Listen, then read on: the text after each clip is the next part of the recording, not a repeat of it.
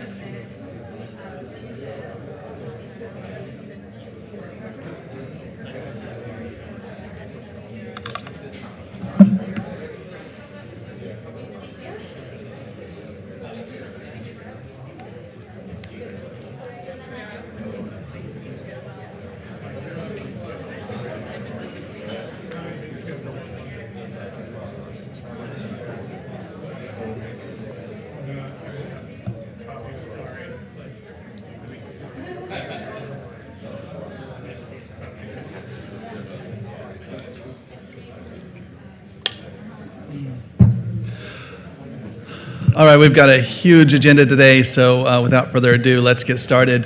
What a beautiful group. So nice to see a full room like this. So many of you coming here. I just feel like we have a lot of pent-up energy from taking a long summer break. Welcome to PGP, Pretty Good Policy for Crypto. I'm Paul Brigner, organizer and host, and I'm also the Vice President of Strategic Alliances, Electric Coin Company. That's the creators and developers of Zcash. Thank you all for joining today, both online and in person, and for being a part of the PGP community. It is so good to see you all. I honestly missed you all over the long break. Great to be back. As I think you are all aware, we are here to share information, build a stronger crypto policy community, and drive forward with pretty good policy for crypto while we enjoy pretty good pancakes. I have a couple of special announcements today. First, I want to recognize a couple of new sponsors. The Digital Securities Initiative, or DSI, that's at digitalsecuritiesinitiative.xyz, and Zcash. I'm going to talk about DSI in a moment, but I first want to say a couple words about Zcash. I think you all know that my day job is working with Electric Coin Company, one of the developers of Zcash, and privacy in crypto is really important. It's an important policy issue to me personally. In fact, it's why I called this meeting PGP, which is in honor of Phil Zimmerman's PGP email encryption tool that was a central part of the early internet crypto wars, and it inspired many people, including me, to be involved in cryptocurrency. However, while this meeting is not about Zcash, it's about policy, not privacy. Privacy is definitely a sub-theme of many of our discussions here. So with all of that background, I am really thrilled to have Zcash, in addition to my own employer, Electric Coin Company, as a sponsor of this meeting. So please do me a big favor, grab a friend and take a photo in front of this huge privacy is normal sign and tag it with Zcash and post it on your socials. That would make me very happy. Our other new sponsor is the Digital Securities Initiative, a project that was launched by Reserve Protocol. I encourage you to look at DSI, that digitalsecuritiesinitiative.xyz website.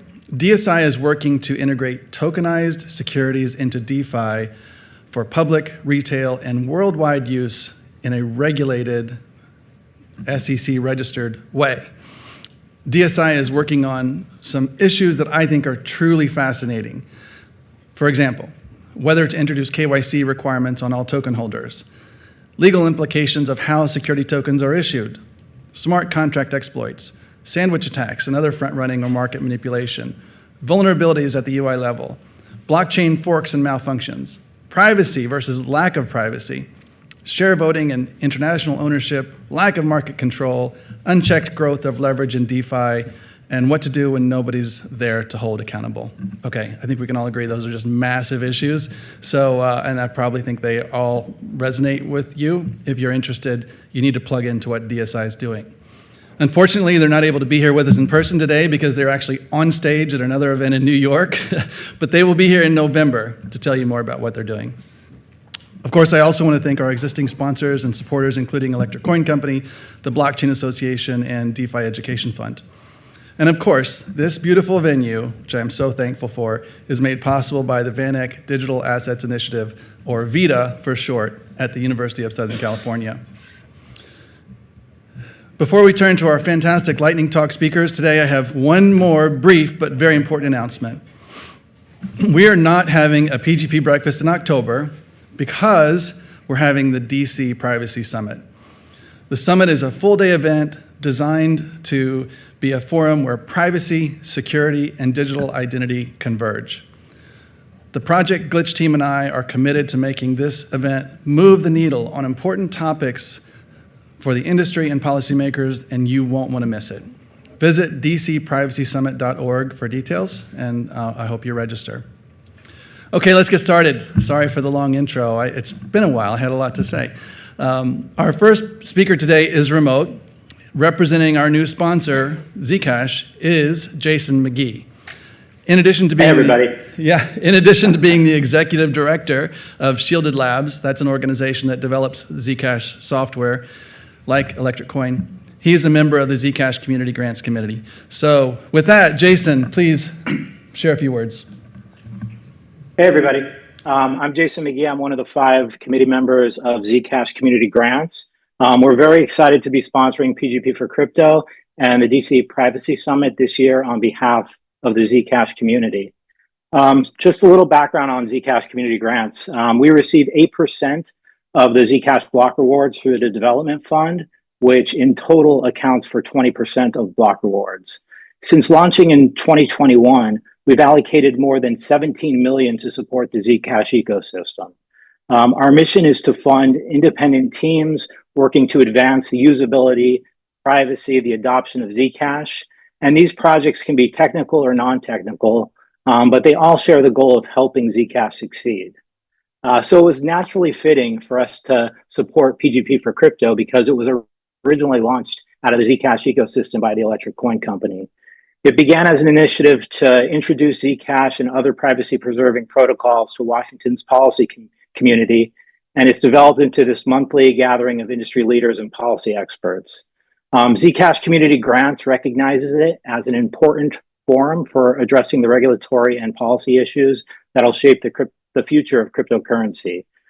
We see Zcash as unstoppable private money. It's a tool that's essential for human freedom because it enables people to make financial decisions and express themselves without fear of censorship, discrimination, or surveillance. Privacy and encryption have a long history of being challenged by governments, and they remain vulnerable today. So that's why the work you do and the discussions that you have here are important to protecting and advancing these essential freedoms. So on behalf of the Zcash Community Grants and the Zcash community, we're proud to support PGP for Crypto and look forward to the discussions ahead. Thank you. Thank you so much, Jason. Thank you to the Zcash community. Appreciate that. So we have, as you know, this started out as a very small roundtable gathering, and it was kind of like ad hoc. Today it's a little more formal than it used to be, but we still have last-minute changes from time to time, and that's what we're going to have right now. We have a speaker who's here that I just have to put on the mic. It's Dennis Porter, CEO and co-founder of the Satoshi Action Fund, and he's not in town a lot, I don't think, or if he is, he's so busy that we can never get him here. So when he comes, I want him to be here to talk.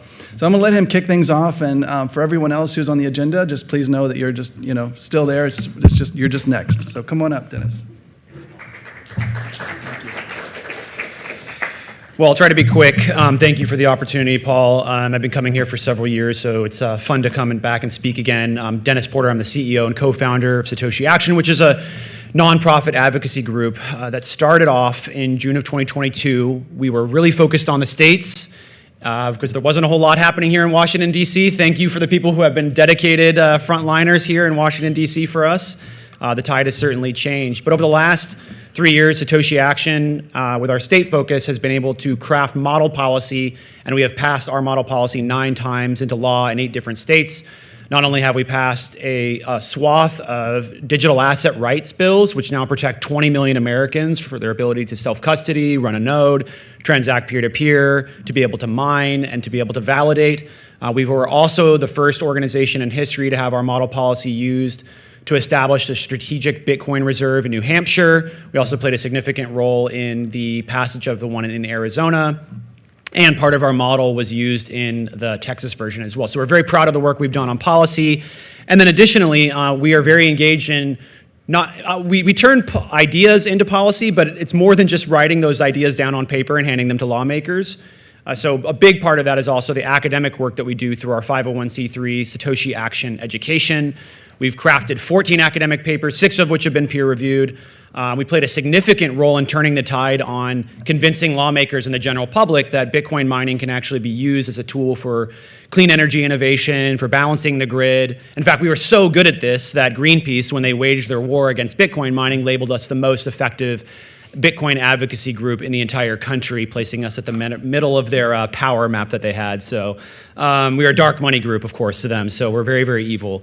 In closing, I'll say that part of the reason that I'm here and part of the reason why you haven't seen me in the past a lot is because we had been focused on the states, but we are turning our focus to Washington, D.C. Quietly, I had been coming to D.C. for the last 5-6 months. One of the major priorities for us as an organization is always to fill the void where we see that there's a little bit of white space.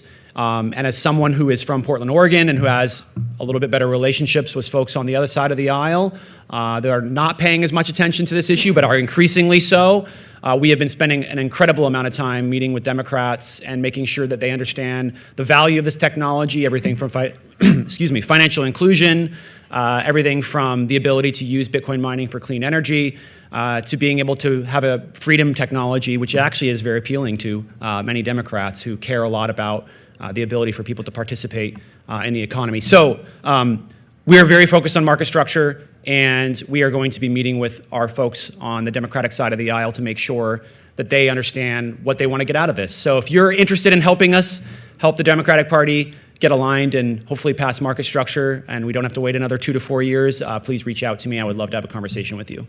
Thank you. I love that, Dennis. And especially I love that point about filling the void where you see white space. That is exactly why PGP exists, is because when I started this a few years back, there was just a white space for something like this. And I'm so glad that we're trying our best to fill it. All right, next up, we have another couple of remote speakers from the DeFi Education Fund. We have Lisandro Piper and Gavin Zavatone, policy lead there.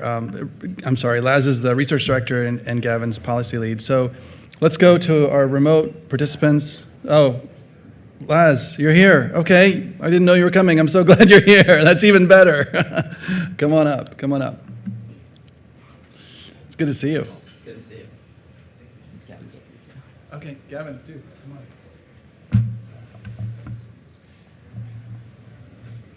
How's it going, everyone? So I'm Laz Piper. I'm the research director at the DeFi Education Fund. And this is Gavin. He is our policy lead. We do policy advocacy for decentralized finance.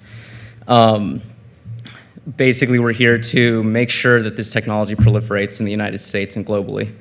So for market structure, we have some very core missions to that.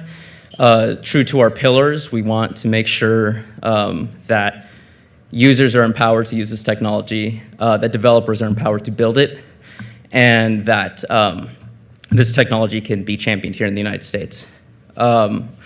With that, in market structure, we want to make sure that developers and service providers are protected from ill-suited registration requirements. As you know, there's the Blockchain Regulatory Certainty Act, which we have fully supported from Majority Whip Tom Emmer, as well as advocating for a fix to Title 18, Section 1960, which has led to some wrongful prosecutions of developers out in the Southern District of New York. And we hope that people can continue to build here in the United States. Lastly, the Keep Your Coins Act.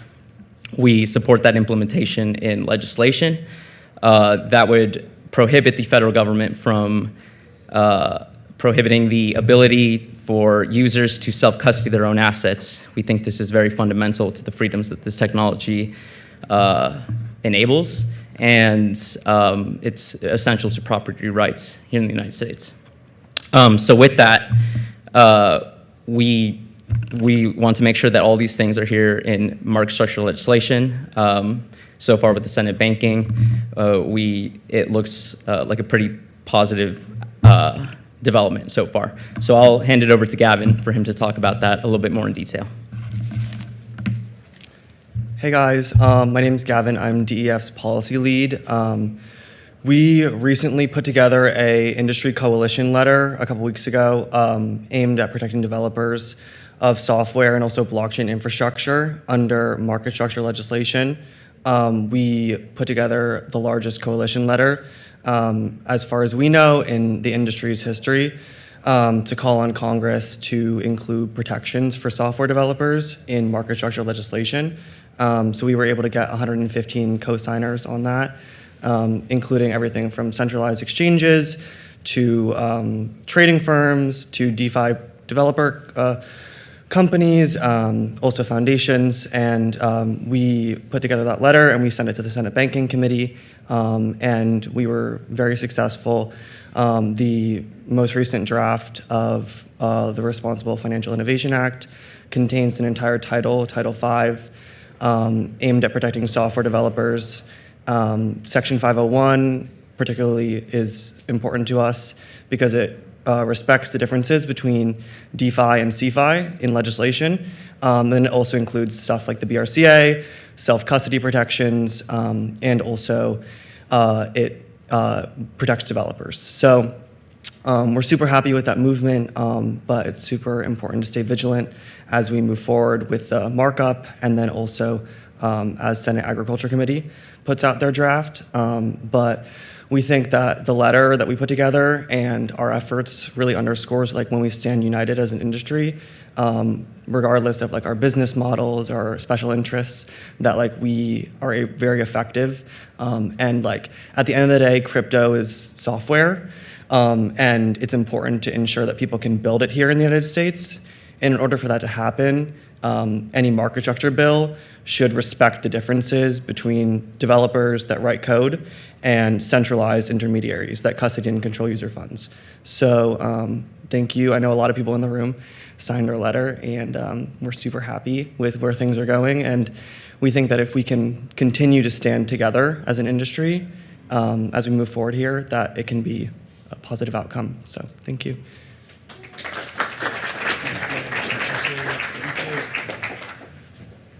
Outstanding work. I think you all know DeFi Education Fund is one of my favorite organizations in the industry doing just such important things.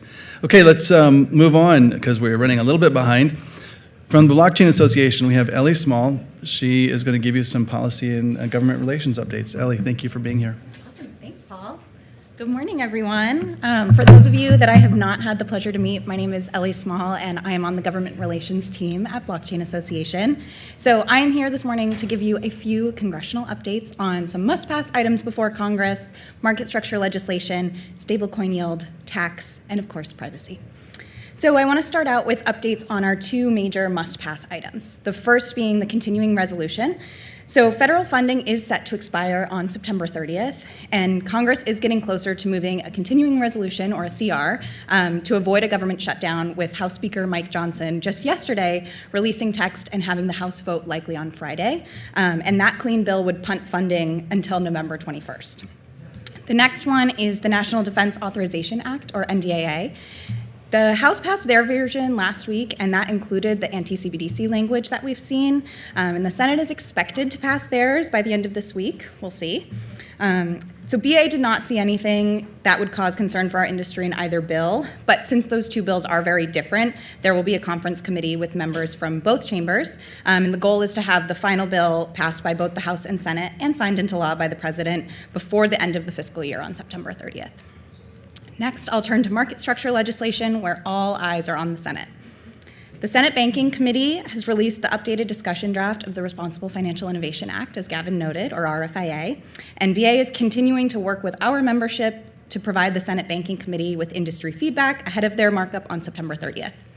BA is also hosting targeted conversations with our working groups, specifically those on DPIN, Layer 1s, and trading firms. BA also shares the DeFi community's enthusiasm for those included protections for software developers and infrastructure providers. And at this time, I know everyone's wondering, we know that the CFTC portion of the bill is in the works from the Senate Agriculture Committee, but we have not seen the text nor the date for that just yet. So the next one is on the Senate Democrats' market structure framework that they released. So last week, a group of 12 Senate Democrats released a framework for market structure legislation, and we see this as a really positive sign of the progress on market structure negotiations. Notable points in that framework are the direct call out of meme coins with proposed consumer protection measures for token marketing, as well as limits on elected officials and their families from issuing, endorsing, or profiting off digital assets while in an elected office. They also included a bullet on stablecoin yields. So back in August, the state bankers and American Bankers Associations released a letter advocating for Congress to use market structure legislation to reopen the recently enacted Genius Act. This is because the legacy banks want to repeal Section 16D, which allows special purpose depository institutions to operate across state lines, as well as ban exchanges from allowing yield or rewards on stablecoins. They argue that these rewards will cause deposit flight. On August 19th, BA joined CCI in publishing a letter pushing back on the bank's arguments, and this was just the start of an industry-wide campaign to ensure that Genius is settled law. Yesterday, BA circulating messaging to Senate staff, calling out some of the myths being pushed by the banking lobby, countering them with facts on the rewards on stablecoins, and we also have some X threads going out today that you might see. Next Monday, BA will host a roundtable in North Carolina to discuss the state-level implementation of the Genius Act, and we're also continuing to join members of our industry, including many of you in this room, to form a united industry front against these efforts.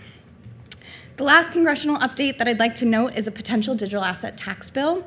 We have heard that the Senate Finance Committee will hold a hearing on the topic at the beginning of next month, and that the House Ways and Means staff, both Democrats and Republicans, are interested in drafting a bill on this.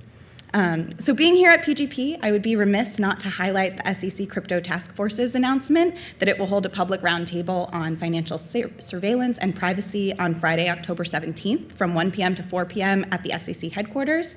Just so you know, registration is required for in-person attendance, but this will also be live streamed on the SEC's website. Finally, I wanted to note that Blockchain Association will be hosting a Capitol Hill Education Day on privacy for our members on October 14th. So please come find a member of our team. Many of us are here this morning if you have interest in being a part of this. Thank you.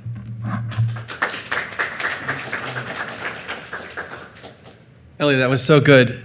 First of all, I am just shocked that the bankers are trying to roll back crypto legislation. That is just unbelievable to me. Anyway, thank you for highlighting what's happening in privacy in DC on that week of October 14th. It's turning out to be DC Privacy Week, although it's also, as you know, DC FinTech Week. So we'll have to think about next year, maybe like separating and having our own DC Privacy Week that's not in conflict with that. So very exciting stuff. Okay, Clev, are you here, Clev?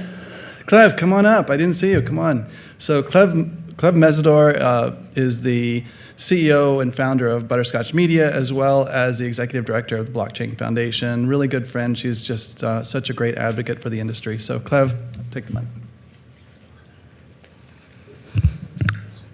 Good morning, everyone. Excited to be here again. I've spoken quite a few times, but today I'm going to talk about Blockchain Foundation and a few things that we have going on at the intersection of the market structure legislation. So, as Paul mentioned, I'm executive director of Blockchain Foundation. Blockchain Foundation is a 501c3 that focuses on education. We were created at the same time that the Blockchain Association was created in 2018 with the same people. It's created by Kristen Smith, Katie Biber, and Josh Mendelson. But we only stood it up in 2022. So since 2022, Blockchain Foundation has focused on education. So while the industry and the Blockchain Association focus on adoption, we focus on being a bridge to leaders of public institutions, the public institutions that Washington trusts, the ones that actually have the ear of members of Congress.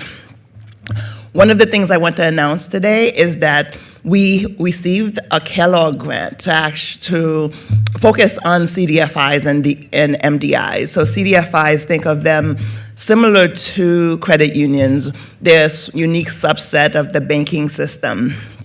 And so the Kellogg grant actually provides a pathway to survey CDFIs and MDIs to find out how are they thinking about digital assets, how are they thinking about risks and utility. We're in the field right now with that survey. We've partnered with Prosperity Now, an almost 50-year organization that has focused on economic growth. And so we are in the field to survey not just CDFIs and MDIs, but also the communities around them. As you know, they tend to partner with traditional banks as well as nonprofit organizations. So we're excited to announce the findings this fall. So as this survey that we're doing with Kellogg and Prosperity Now is to build on a report that we did last year. And last year, Blockchain Foundation put out a research report making the case that we should authorize credit unions, CDFIs, and MDIs to offer digital assets because they are the institutions that could also offer risk mitigation services. And that caught the eye of Kellogg, and we talked about doing this. Many of you may know that NCUA has a great team. Carl Hartman, who a lot of us know, has provided guidance for credit unions over the years. And successfully, in the Genius Act and the stablecoin legislation, it included a provision to create a pathway for credit unions to become issuers of stablecoin. And we think we can actually do that for CDFIs and MDIs. So in addition to the survey and the report, Blockchain Foundation provided a comment to the Senate Banking Committee to make the case that there should be a provision in the market structure bill that calls on FDIC, the Fed, and OCC that have jurisdiction over CDFIs and MDIs to actually do a federal study. So the bill would actually call for a federal study and funding to see what is the pathway for these institutions to offer digital assets.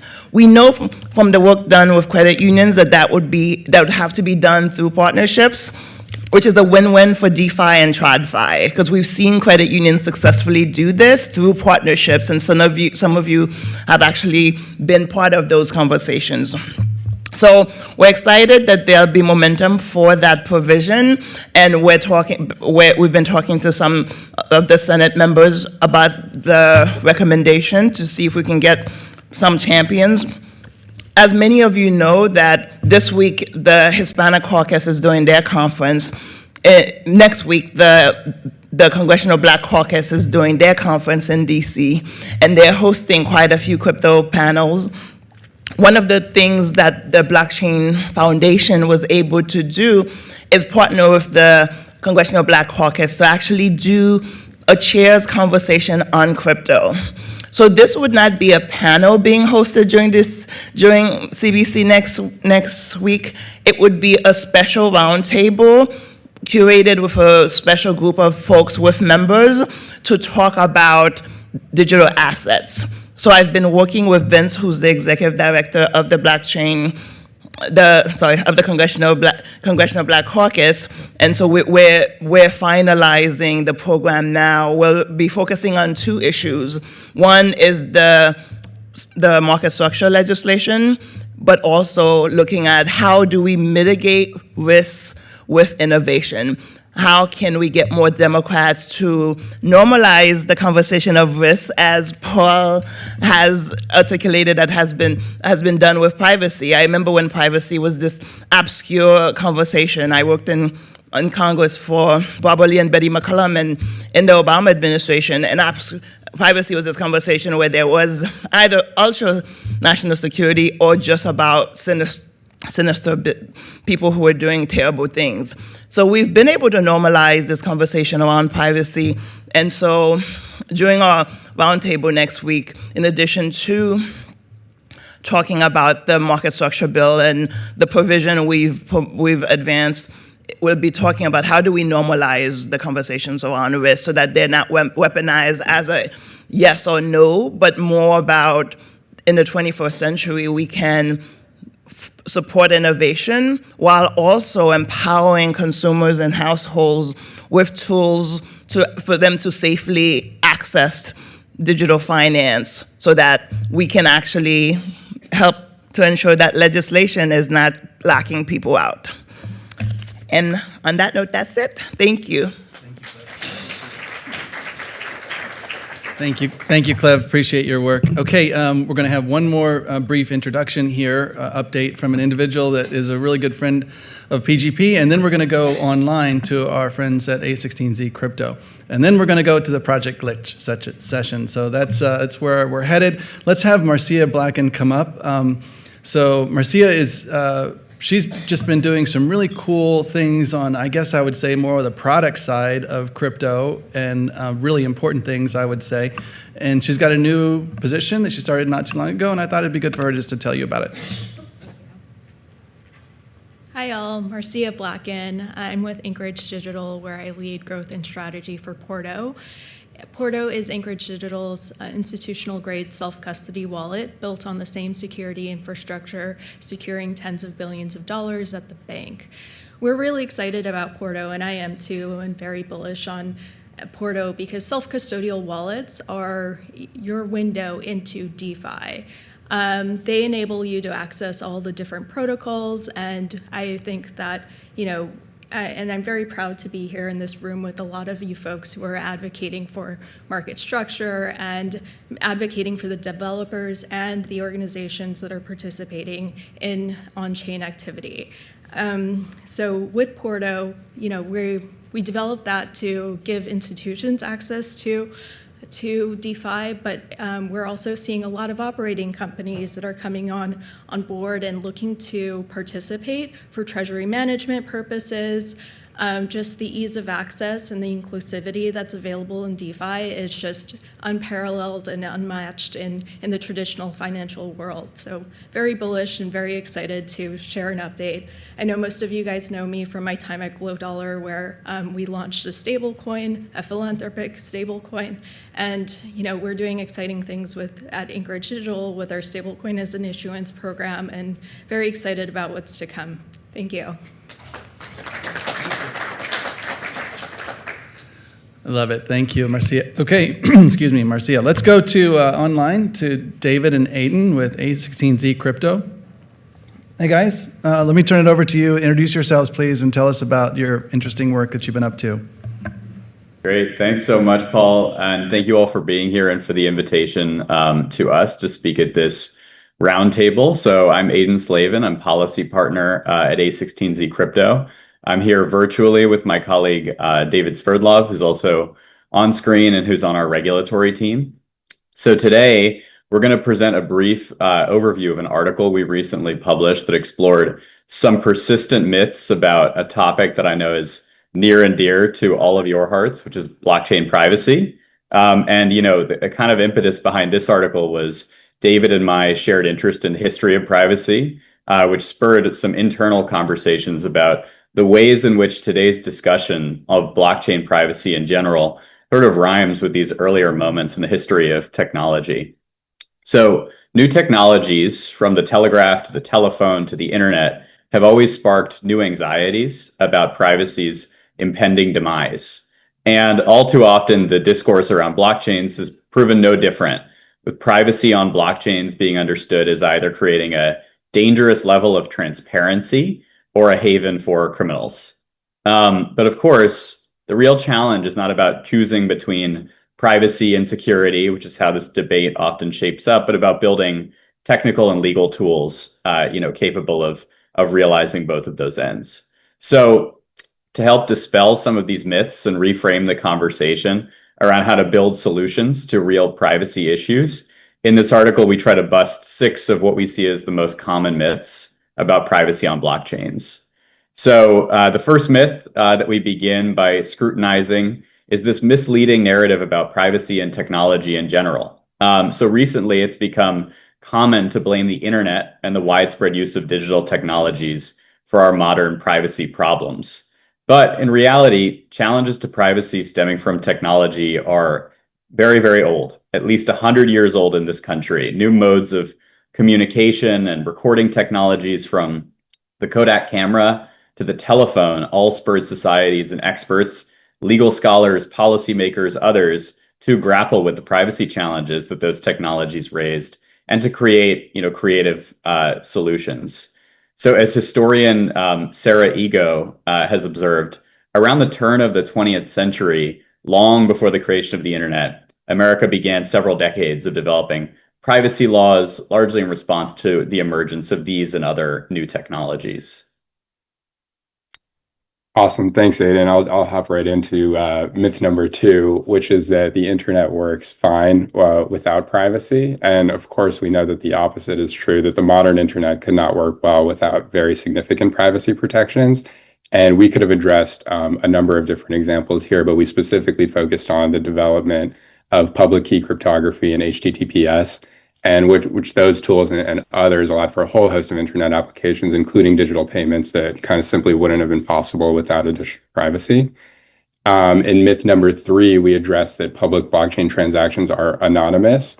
Public blockchain transactions are in fact pseudonymous, and I think most people in the room will know that blockchain users transact with one another via wallet addresses that are associated with a unique series of alphanumeric characters, and rather than their real names or identities. And even though those alphanumeric characters are, of course, randomly generated, it's not actually difficult to associate a user with an address once the user has engaged in a transaction. And this problem was recognized all the way back from Satoshi, as we wrote about in the paper, in the original Bitcoin white paper, and Vitalik has written about it numerous times since. And so the reality is that on most blockchains, there's very little privacy. And there are many blockchain analytics companies that have become specialists in tracing transactions. In myth number 4, we addressed that due to blockchain privacy, criminality abounds. Here, the data really does not support this myth, and we go into it. It's sort of a leftover statement from the very early days of Bitcoin and blockchain, when illicit volumes did make up a larger portion of crypto transactions, particularly when the Silk Road was still around. But that's not the case anymore. And there have been a number of reports very consistently from different blockchain analytics companies showing that crypto illicit finance is a small portion of the total volume on-chain transactions. And additionally, there have been a number of government reports from Treasury on DeFi, on NFTs, the risk assessments that state that criminals still tend to prefer traditional methods for illicit finance. So it's certainly not true that criminality abounds because of blockchain privacy. And the last myth that I'll address is myth number 5, that you can choose between combating illicit finance or protecting user privacy, but not both. There's many projects, right? Very interesting projects right now in the crypto ecosystem that are specifically addressing privacy and compliance, and how do we marry the two? We specifically we called our attention to an article that members of our team had written about on zero knowledge proofs and how to implement solutions that could both allow combating illicit finance and protecting user privacy. And Vitalik has also written really interesting work on privacy pools. So this one is still in development, and the crypto industry is very actively working on it. But we believe that it is a myth that that we have to choose between combating illicit finance or protecting user privacy. We can have both. And I'll turn it back over to Aiden. Yep. So the final myth that we tackle is that, blockchain privacy is really only useful when it comes to DeFi and when it comes to financial transactions. One thing that I think is generally underappreciated, but probably not by you all in this room, is that, blockchain privacy is useful for a whole host of different applications, whether it's private transactions, enhancing identity verification and enabling individuals to selectively disclose different components of their personal identity and their personal data. Encryption also allows, for example, game developers to create more exciting gameplay by concealing parts of a digital universe, like a special item or a hidden level, from a player until their actions unlock them. And of course, privacy-preserving blockchain tools also open up new possibilities in AI, allowing for encrypted data sharing and model verification methods without compromising sensitive information. So the implications of blockchain privacy solutions are truly wide-ranging and go beyond finance. So just to wrap up, quickly, I think the point that we really want to drive home here with, breaking down all of these myths is that to assume that blockchains uniquely imperil privacy or that they are uniquely capable of being weaponized to illicit nefarious ends really misunderstands both blockchains and the broader kind of history of technology and the history of privacy. Emerging privacy preserving technologies that David mentioned, like zero knowledge proofs, advanced encryption, offer practical ways of both preserving privacy while also combating illicit finance and achieving other important policy ends. So, the real question that we want to leave you all with as like experts and developers and in the space is, how can technology and society and the law solve some of the challenges that we see now emerging and implement practical solutions that preserve privacy for individuals and also help realize important policy goals in the blockchain ecosystem. So again, thank you all for the opportunity to speak today. Really appreciate the time. Thank you, David Naden. That was fantastic. I hope we see you next month at the DC Privacy Summit. I am just so thankful for all the work that A16Z Crypto does. In addition to you, you have Michelle Corver, Maggie Sue, so many others of our good friends. I think many of you in the room know. We're just very lucky to have you working so hard for this industry. So thank you for that. So with that wraps up our lightning talks. We don't have a lot of time to have a break, unfortunately, today. So we're kind of just going to do a quick switch to our next glitch panel. And that's going to be fantastic, by the way. We have somebody joining us, believe it or not, from Australia, who is our speaker, which is going to be cool.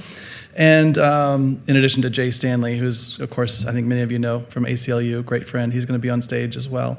So let's do that switch. If you need coffee or if you need some more food, get it very quickly and get back to your seats.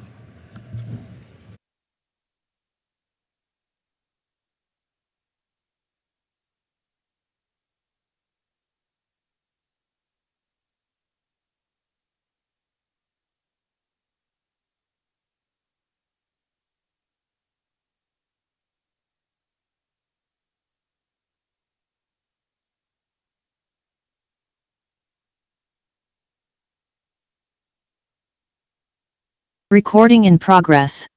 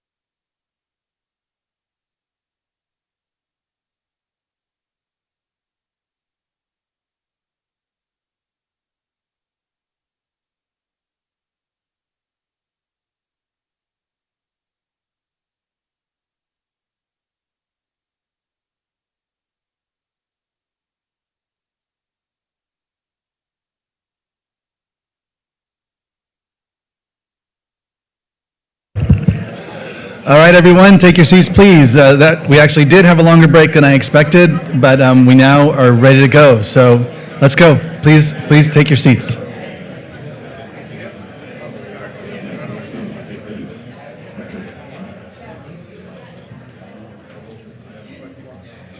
Hi, everyone. Welcome back.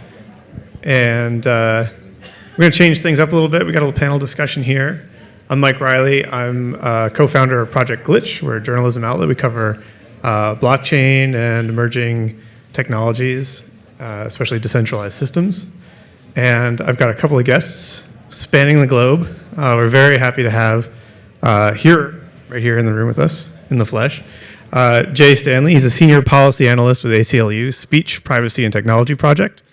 And joining us from all the way from Australia is Art Abel. He's a managing director of the Vana Foundation. And Vana has launched an L1, and they're dedicated to building the rails for user-owned AI. So we're going to talk today about AI and decentralized AI. This is a subject I really enjoy. So with that, we'll turn it over to Art. I want to start with you because I want you to sort of introduce yourself and Vana and tell us a little bit about how it all works and what it's all about. Cool. Hello, folks. Can everyone hear me okay? Yeah, you're doing great so far. Okay, awesome. Cool. Hello. Thank you for having me, guys. There's a slight echo, so I'm going to speak a little bit slower than normal just so that I don't get the echo. But my name's Art. I'm calling in from Australia, so I'm the managing director of the Vana Foundation.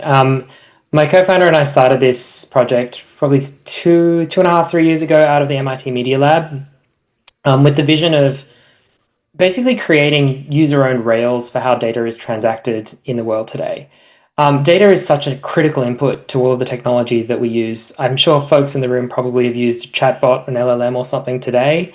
Well, there's data in that, and some of that data is yours. And we don't currently have a system of rails in place to ensure that people have full control over that data, full ownership of it, and reap the benefits of that system. So we've constructed Vana as this user-owned system using decentralized networks because we don't believe that one corporate entity should be in charge of the rails of data in such a critical input for AI.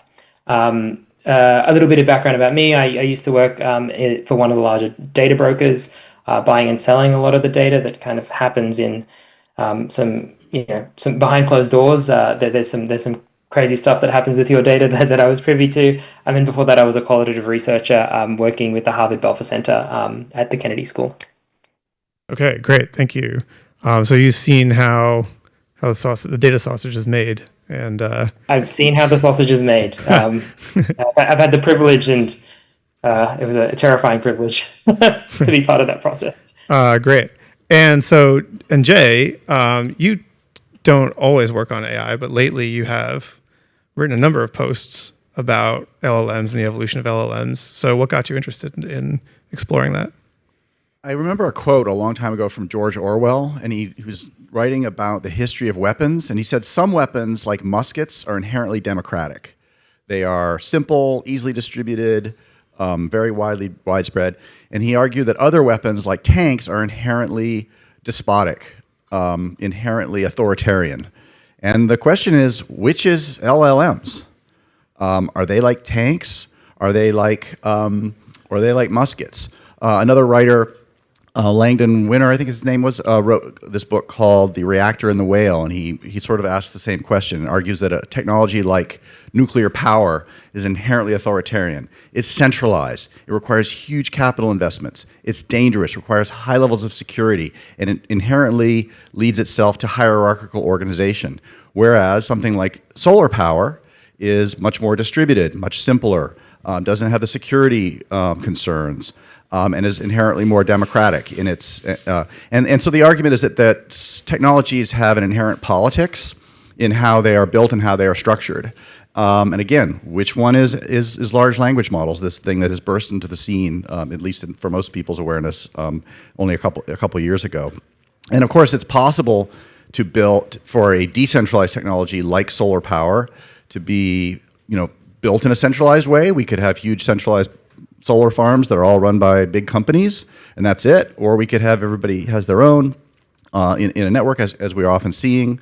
Another example of a technology is like broadcast television, which is arguably more authoritarian. A lot of authoritarian governments use broadcast television in authoritarian ways to propagandize their populations, versus something like the copy machine, which was used in Soviet Russia to circulate samizdat, circulate forbidden materials, was used to copy the Pentagon Papers and leak those to the American people so that the American people could see what was actually happening in Vietnam, which was being covered up by large government agencies. Of course, a copy machine can be more authoritarian. For example, a lot of copy machines today have hidden codes that are printed in there. And a broadcast television, if it's subject to decentralization, anti-monopoly laws, free speech laws, and so forth, doesn't necessarily have to be authoritarian. So a lot depends on how things are actually implemented as well. Okay, so I think we're probably both picking up that you, Jay, and you, Art, have sort of different approaches to what it means to decentralize AI. And you probably have some overlap here, but I think it's worth kind of like drawing the lines a little bit. So for you're talking about decentralization in sort of the broadest sense, the decentralization of power.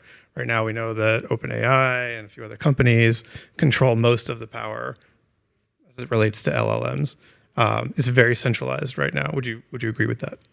Yeah, although things are looking much less that way than they did when ChatGPT first burst into public awareness. It really looked like this was something that only the very largest companies could do. It was sort of big science. It was like the Manhattan Project.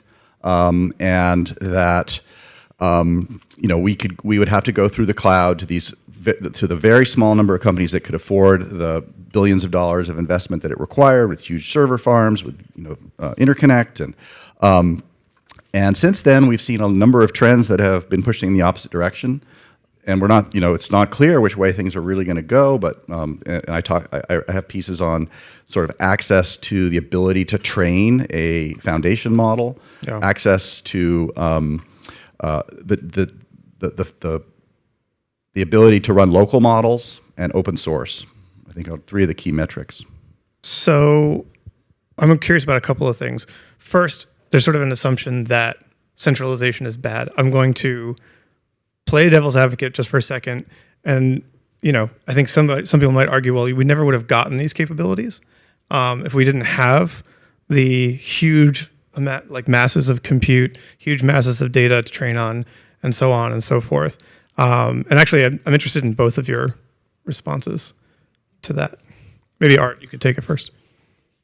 Yeah, I'll take it back to the kind of centralization of power theme, which I think I love those comparisons of the technologies, the muskets and the tanks, and thinking about how power is kind of diffused there.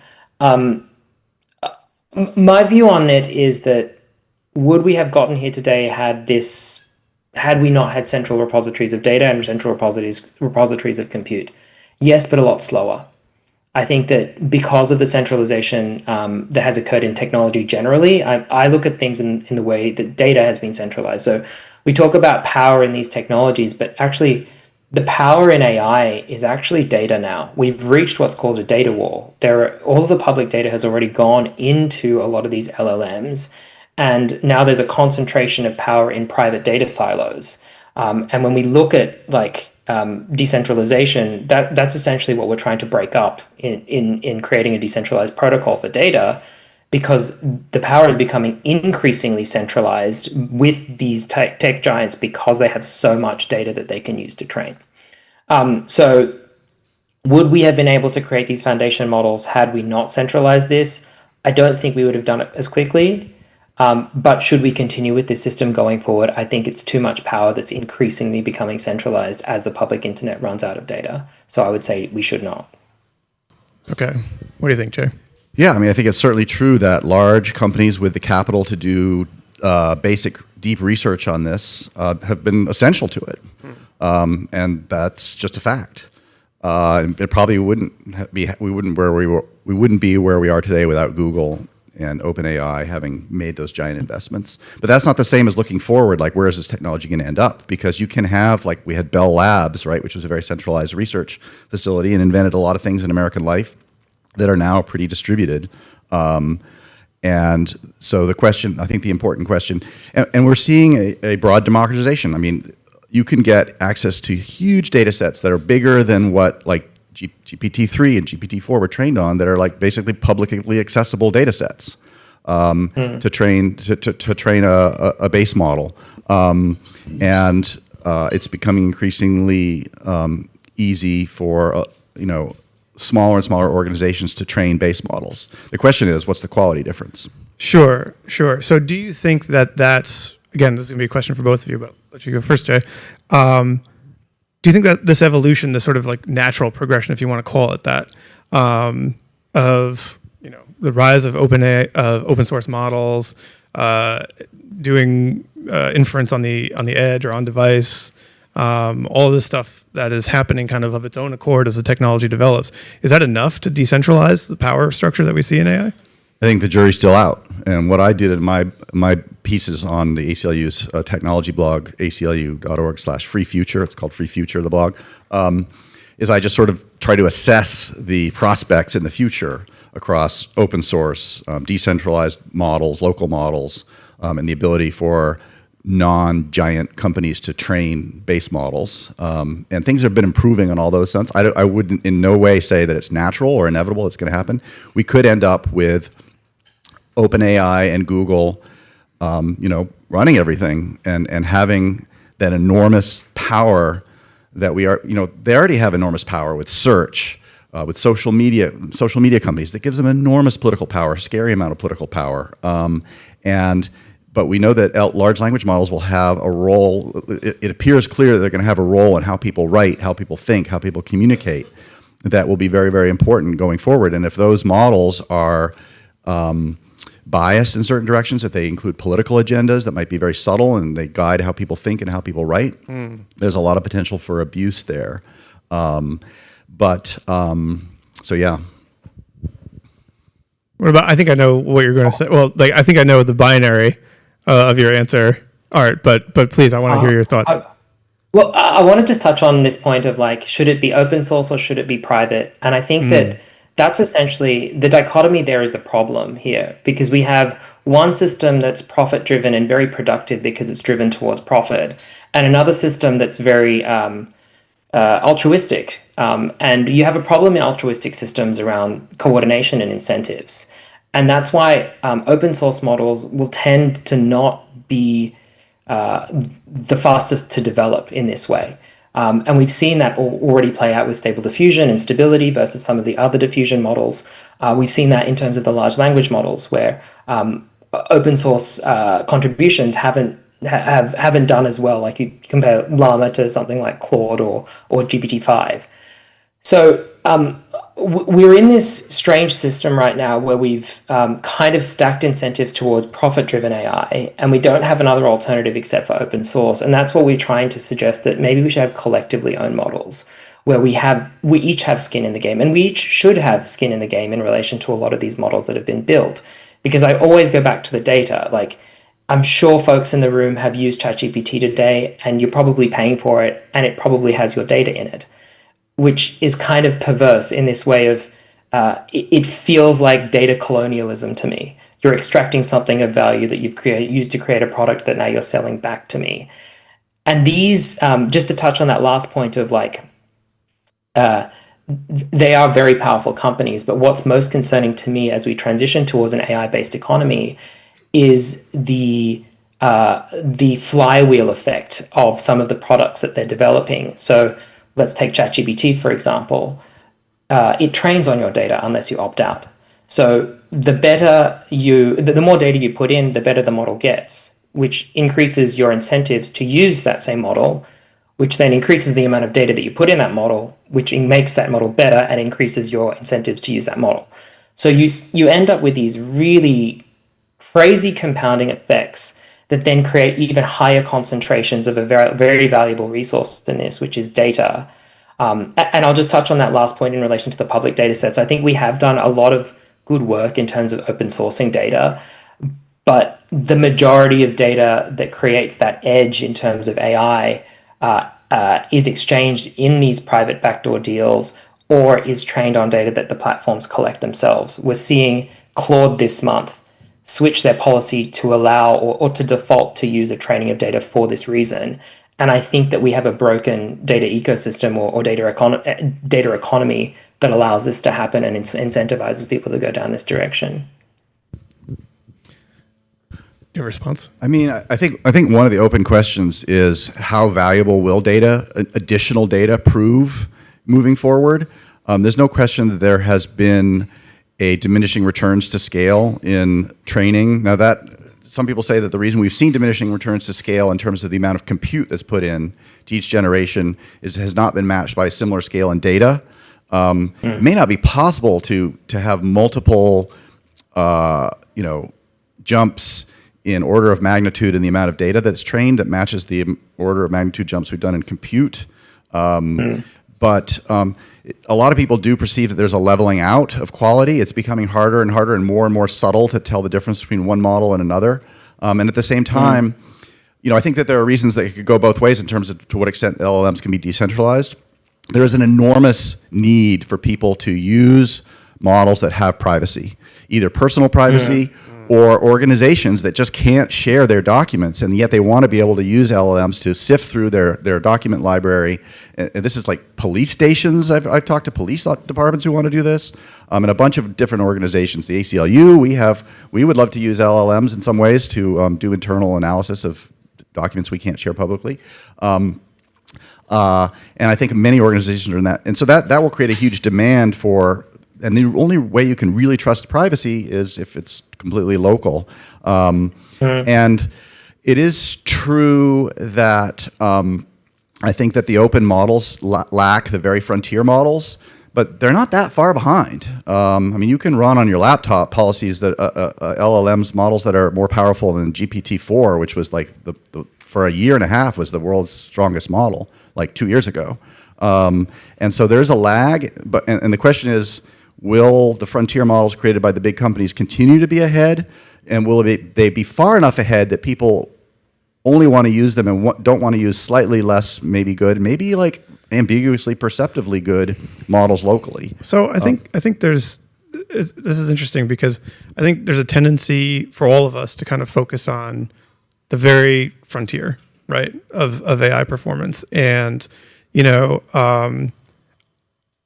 whether GPT-5 High is like better than Claude 4 Opus, and there's a lot of sort of digital ink spilled over the intricacies of these things.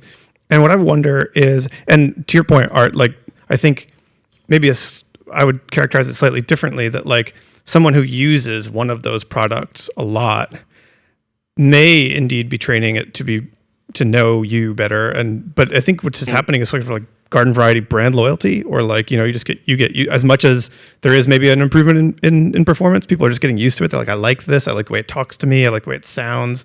Some people find the voices of certain AIs a little bit more wooden or too sycophantic or whatever. So there's just kind of like the customer experience component as well.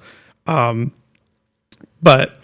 okay, so I want to shift gears just a little bit, because what I'm interested in here is we've been kind of going back and forth on this sort of open source model versus highly centralized profit-driven thing. And Art, you've suggested in your building, a third way. I'm curious, Jay, what you think about this approach of combining financial incentive with data ownership. I'm asking you essentially what you already hinted at, you have some hesitation to me about earlier, which is, can crypto rails help solve this dilemma? Yeah, I mean, I don't really know the answer to that. I more have questions about it. Yeah. We've heard for many years as a privacy advocate, I've heard various schemes for allowing individuals to have more ownership of their data, to profit from their data that's being, basically given away for free in some ways. Various fiduciary models and third-party models and so forth. And so none of them have really taken off, so that's a source of skepticism. But I mean, things are true until one day they're not, so maybe this will take off. I don't know, but I guess a lot of my questions, are around the future of LLMs, as I was saying, and to what extent additional what the marginal improvements come from additional data, including personal data, compared to the huge leap that we achieved by basically training LLMs on the whole internet, and that. And so I guess that's the source of my main skepticism. So so I think there's an interesting sort of, again, middle ground here, which I'll come back to. So we're very focused on frontier performance, or how well these things work. But, if anybody was, I don't know if you all are Apple fans or whatever, but when the Worldwide Developer Conference happened, was it May?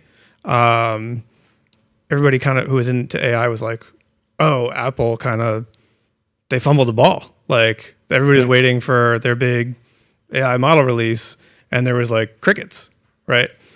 I'm not the only one to have this take, but there is a take out there that is kind of more like, actually what they did was they released this thing called foundation models, right? Which is a lower performance tier of inference model that will exist for anyone who participates as an app developer in the Apple ecosystem. Basically a huge carrot to walk away from the very, very frontier and instead live in the Apple ecosystem with a model that performs like pretty well for almost everything you would normal people would want to do, unless you're doing like really, really complex coding projects, running like orchestrating sub agents and doing all kinds of like really crazy shit. So I guess what I'm saying is, do we have to worry so much about these also bear in mind, like, right, these companies, Meta, OpenAI, Anthropic, are building their brand on the idea that they can deliver essentially AGI. I mean, I don't think Anthropic doesn't, do they say that in the same way that OpenAI does? I'm not sure. But they're trying to push this like science fiction future, right? But for most people, we don't need that. Do we need that? Do we want that? Are we going to use that in our day-to-day lives? Do you know what I mean? I mean, I think if we get to AGI, it will be huge and revolutionary. But I do think that maybe it is partly a marketing selling point in the way that, we'll have driverless cars in 3 years was sort of a big premise of Uber for a long time.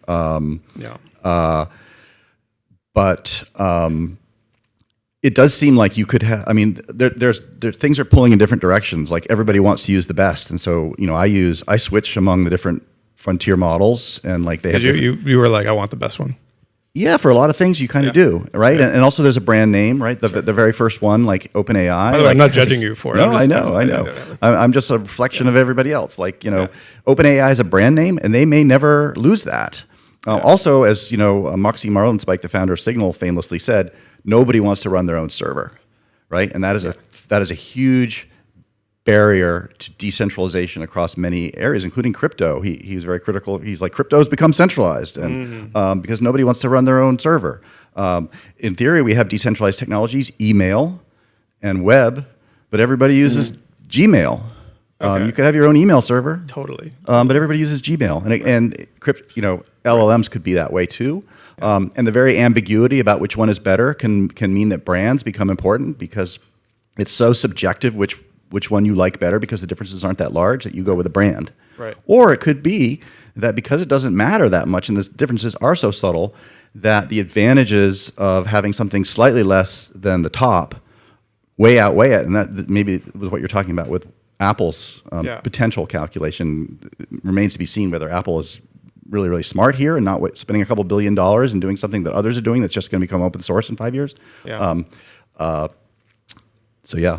But I think, Art, you probably have something to say about this, yeah? Because, well, especially on the usability component, how are you going to access users, right? These giant companies that we've been talking about are, in many cases, just way, way ahead, like orders of magnitude. So you've been thinking about this and trying to bring your approach to regular people, right? Well, one of the things that I think we focused in on a lot in this discussion is LLMs, but we've also got to remember that the majority of AI that we interact with every day is not just LLMs. We interact with it whenever we get suggested things. We interact with it when we go to the doctors. We interact with it in all sorts of facets of life. And that's where the data piece actually becomes quite important, because their ability to create performance in not just LLMs is still contingent upon them having niche data. I was actually on the phone yesterday with a company that's providing AI-based therapy, and they want human interaction data with AI, and they actually want to try to get a bunch of therapists' data.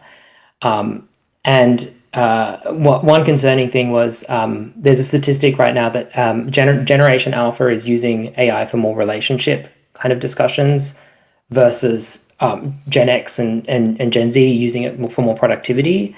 They posed a question to me. They're like, I'm wondering if we could get this data set from ChatGPT or from OpenAI. And I'm like, you probably could, because people are using it for that reason.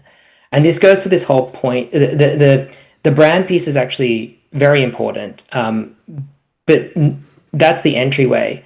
Part of the reason why I don't switch from the LLM that I use is because it now has a lot of context information about me that makes it very challenging for me to switch to another provider. And one of my other key theses here is like data portability is incredibly important to allow for this decentralization, whether it's on crypto or anywhere else. In order for us to really be able to have free choice in relation to what LLMs or what AI we use, we need to be able to take that context and that information and put it somewhere else. And I think that's probably one of one of the more challenging barriers that I see, which is causing there to be such, I think, economic dystopia right now in the way AI is emerging. It's this idea that we're locked in these platforms and they have 30 days if they're under GDPR to comply with a request to move my data somewhere else.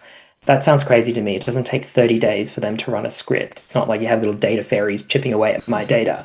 It's literally, if you can give me inference in 30 seconds, you can give me my data in 30 seconds as well. So we've created a system that makes the incumbency effect quite prominent and quite powerful. And Jay, to your point, like if it's giving us specific political ideology, it's really hard to then switch to another platform because of the context that we have within that within that platform as well. I just think we'd all be better off if we were in a world where there is a multiplicity, 1,000 flowers bloom of models that are out there, rather than 3 models that everybody uses. A lot of people in the industry speculate that may be the future of LLMs, that it's not like one frontier model that everybody uses, but hundreds or thousands of individually trained specialist models rather than one generalist model.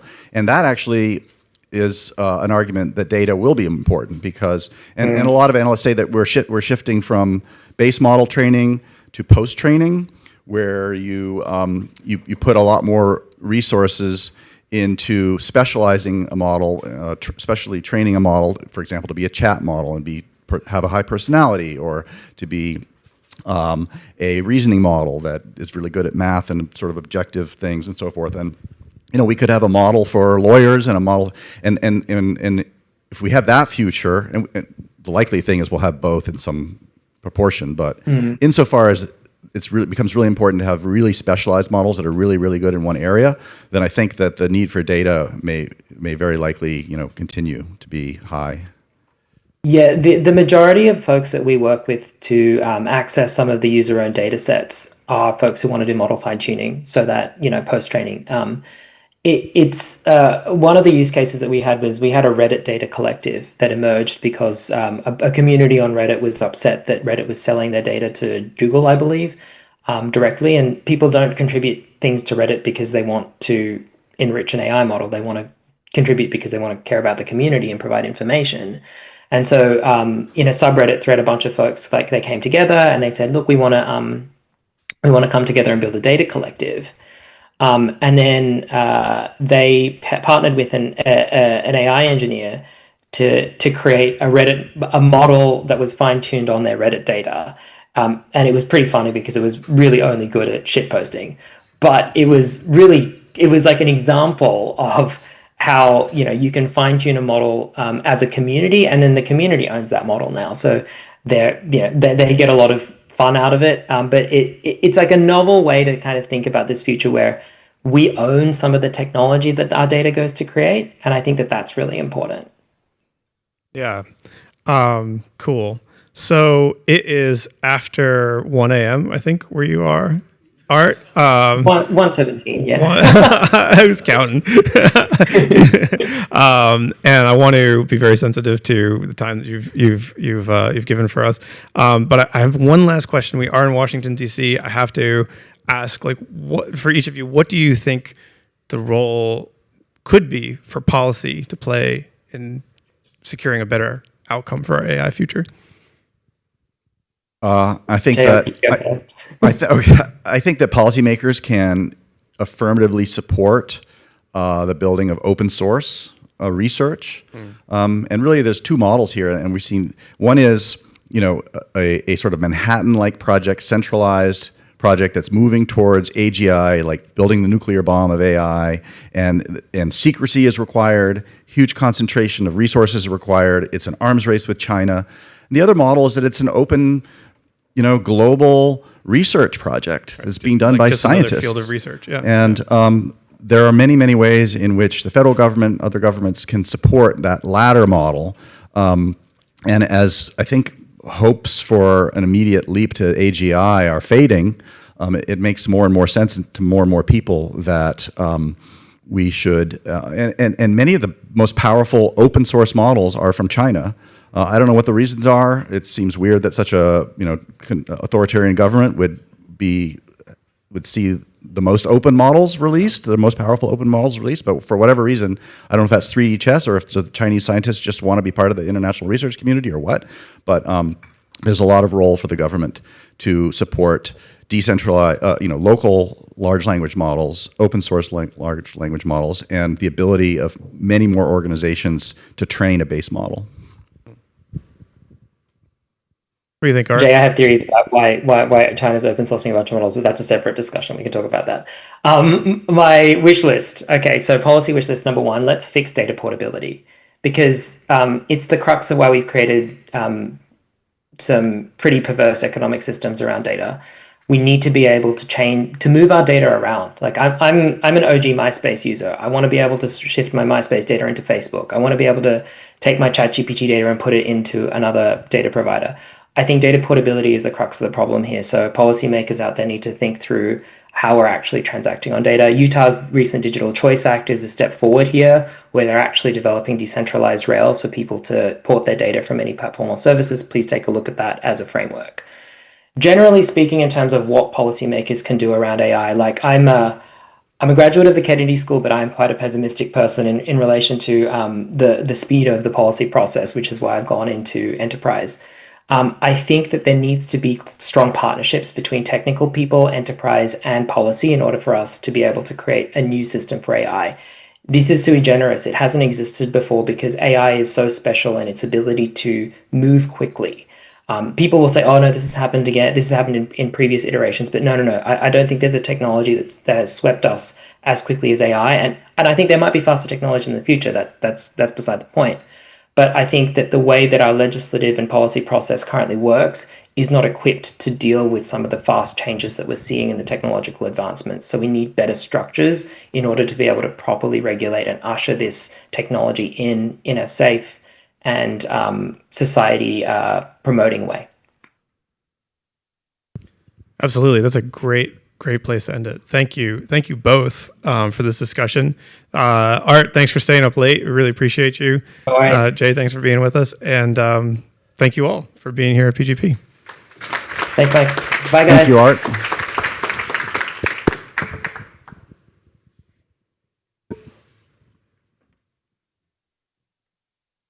Okay, everybody, thank you so much. It was fantastic. Just a really great day today. We'll see you in October at the DC Privacy Summit. We'll see you in November here again for PGP, and then just month after that. So appreciate you all. Have a great day. Take care.